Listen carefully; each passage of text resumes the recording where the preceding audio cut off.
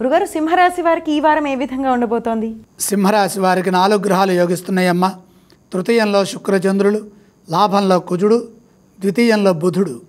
వ్యాపార యోగం శుభప్రదంగా ఉంది. నూతన ప్రయత్నాలు సఫలమవుతాయి. ఎన్నాళ్ళుగానో ఆగిన పనులు ఇప్పుడు పూర్తవుతాయి. ఏ పని ప్రారంభించినా అందులో శీఘ్రంగా విజయం లభిస్తుంది.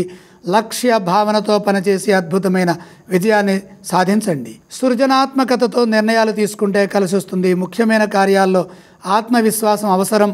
సాహసోపేతమైన నిర్ణయాలు కలిసి వస్తాయి. ఆర్థికపరమైన గృహ వాహనాది యోగాలు శుభ ఫలితాలను ప్రసాదిస్తాయి. ప్రస్తుత అవసరాలకు తగ్గట్టుగా నిర్ణయాలు తీసుకొని పనిచేయండి. ఇంటా బయట కలిసి వస్తుంది. ఉద్యోగంలో జాగ్రత్తగా పనిచేయాలి. శాంతంగా వ్యవహరించాలి. ఇతరులతో గొడవలు రాకుండా సున్నితంగా వ్యవహరించండి. అధికారుల నుండి ఇబ్బందులు ఎదురుకాకుండా పనులు పూర్తి చేసుకోవాలి. అపార్థాలకు తావు లేకుండా సంభాషించండి. వారం మధ్యలో ఒక పని పూర్తవుతుంది. వారం చివరి భాగంలో మీరు చేసే కృషిని బట్టి లక్ష్మి అనుగ్రహం కలుగుతుంది. అలాగే ఈ రాశి వారు ఏ స్తోత్రాన్ని పఠించాలి ఈ వారం?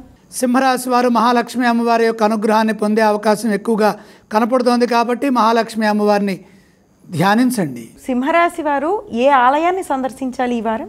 లక్ష్మీ దర్శనం అదృష్టాన్ని ప్రసాదిస్తుంది. సింహరాశి వారు అంటే ఏవేవి దానం చేస్తే శుభ ఫలితాలు కలుగుతాయో తెలియచేస్తారా? దానాలు అవసరం లేదు.